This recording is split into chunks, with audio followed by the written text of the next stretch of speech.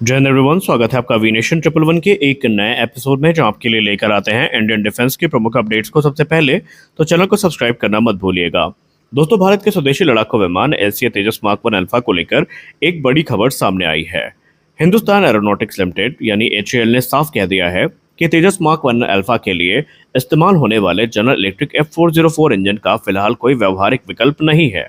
यानी अगर किसी कारण से F404 इंजन की सप्लाई रुक जाए या फिर देर हो जाए, तो एचएएल के पास कोई तुरंत दूसरा इंजन विकल्प के रूप में नहीं है जिसे हम तुरंत एलसीए तेजस मार्क 1 अल्फा में लगा सकें। लेकिन सवाल ये है कि आखिरकार रूस, फ्रांस या किसी अन्य देश का इंजन हम क्यों नहीं लगा सकते? क्या भारत का अपना कावेरी 2.0 इंजन इस समस्या का समाधान बन सकता है? और आखिरकार एचएएल ने नो प्लान बी क्यों कहा है? आज के इस वीडियो में हम इन्हीं सवालों को विस्तार से जानेंगे।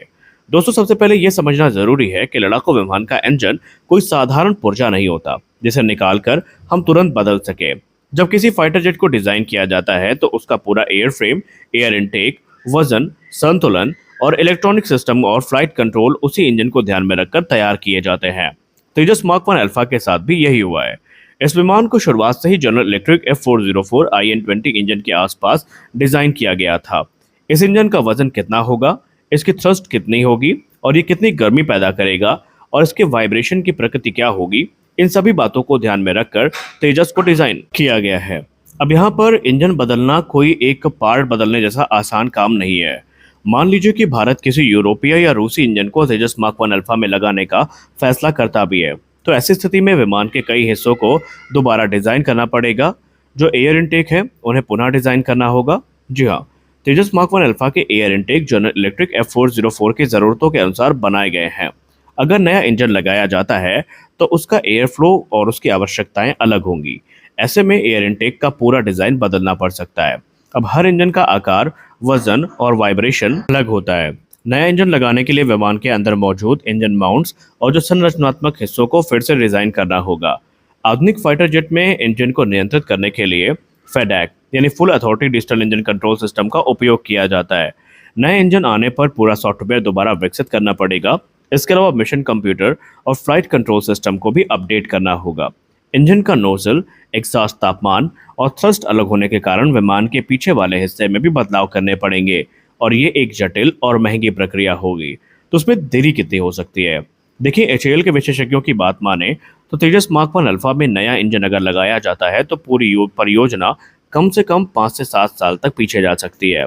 और इसके बाद फिर से विंड टनल परीक्षण, ग्राउंड टेस्ट, फ्लाइट टेस्ट, हथियार का इंटीग्रेशन परीक्षण और सुरक्षा जो प्रमाणन है वो हमें करना पड़ेगा। और आप सब जानते हैं कि ये एक लंबी और जटिल प्रक्रिया होती है जिसे हमें पूरा करना होगा। यानी भारतीय वायुसेना को नए लड़ाकू विमान मिलने में कई वर्षों का अतिरिक्त समय लग सकता है। अब इस पे एचएएल का क्या कहना है, ये जानना भी जरूरी है। एचएएल के चेयरमैन ने स्पष्ट रूप से कह दिया है कि तेजस मार्क 1 अल्फा के लिए फिलहाल कोई प्लान बी मौजूद नहीं है। उनका कहना है कि विमान पूरा हमें रीडिज़ाइन करना पड़ सकता है। फिलहाल अभी तो पूरा का पूरा जो विमान है वो F404 इंजन के आधार पर डिज़ाइन किया गया है, इसीलिए दूसरे इंजन को शामिल करना व्यवहारिक नहीं होगा। और यही कारण है कि हिंदुस्तान एरोनॉटिक्स लिमिटेड यानी कि एचएएल फिलहाल जनरल इलेक्ट्रिक F404 की सप्लाई पर ही निर्भर है। पिछले कुछ वर्षों में जनरल इलेक्ट्रिक को सप्लाई चेन से जुड़ी समस्याओं का सामना करना पड़ा है। इसके कारण तेजस मार्क 1 अल्फा के इंजन की डिलीवरी में डिले हुई है। हिंदुस्तान एरोनॉटिक्स लिमिटेड ने कई एयरफ्रेम तैयार कर लिए हैं, लेकिन कुछ विमान अभी भी इंजन मिलने का इंतजार कर रहे हैं। हालांकि अच्छी खबर यह है कि जनरल इलेक्ट्रिक एरोस्पेस ने अपने उत्पादन क्षमता को बढ़ाया है और इंजन डिलीवरी फिर से शुरू हुई है। और एचएएल को उम्मीद है कि संशोधित समय सीमा के अनुसार भारतीय वायुसेना को विमान मिलते रहेंगे। रही बात कावेरी 2.0 की, तो अब बात करते हैं उस सवाल की जो हर भारतीय जानना चाहता है, क्या कावेरी इंजन तेजस मार्क 1 अल्फा को शक्ति दे सकता है?